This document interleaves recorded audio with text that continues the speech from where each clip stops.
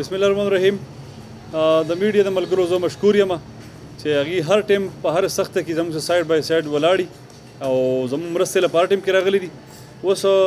ستاسو په وساطت څه زه تحصیلي درګۍ عوامو ته یو پیغام ورکول غواړم او یو ریکویسټ ورته کول غواړم چې کومه د بجلۍ دا مسله راغلې ده چې پرون دلته زموږ سره تقریبا 1:40 ټایم و د ماسپښین چې دلته زموږ سره د کوم د اور مسله راغلې وه په دې ګریډ کې چې په هغې کې تقریبا 25 فیډرې وې هغه خرابې شوې وې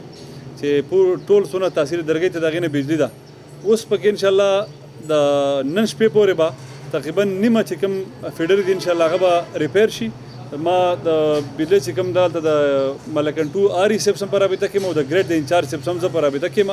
او هغې دا خبره وکړه چې انشاءالله په 3-4 ورځو کې باقي چې کومې فیډرې دي نو موږ به کوشش کوو چې کوم زموږ سره میلز او فیکټریز دي هغې ته به یو څو ورځې موږ بجلي ډسکنیکټ کړو او د عوامو چې کومه مسله ده نو موږ به لوډ په دغه چې کوم دا شته چې کوم ټیک فیډرې دي چې نن ماښام ماسپښین پورې به جوړ شي باقي لوډ به موږ هغې ته شپ کوو په تحصیلي درګۍ کې چې کوم عام عوام دي انشاءالله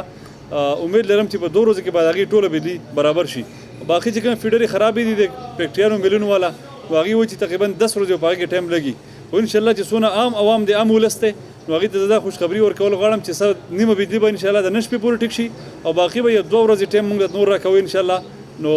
بس دا یو ټیکنیکل ایشو پکې راغلی وه نو دا راځي د مشینرانو سره ریلیټډ خبرې دي خو په دې ټایم کې زما تاسو دا اپیل دی چې تاسو د صبر تحمل مظاهره وکړئ او د انتظامیې سره او د وابډا سره تاسو په دې ټایم کې کوآپریشن وکړئ نو انشاءالله امید لرم چې ډېر ژر به دا مسله ریکور شي او بجلي به بېرته بحال شي.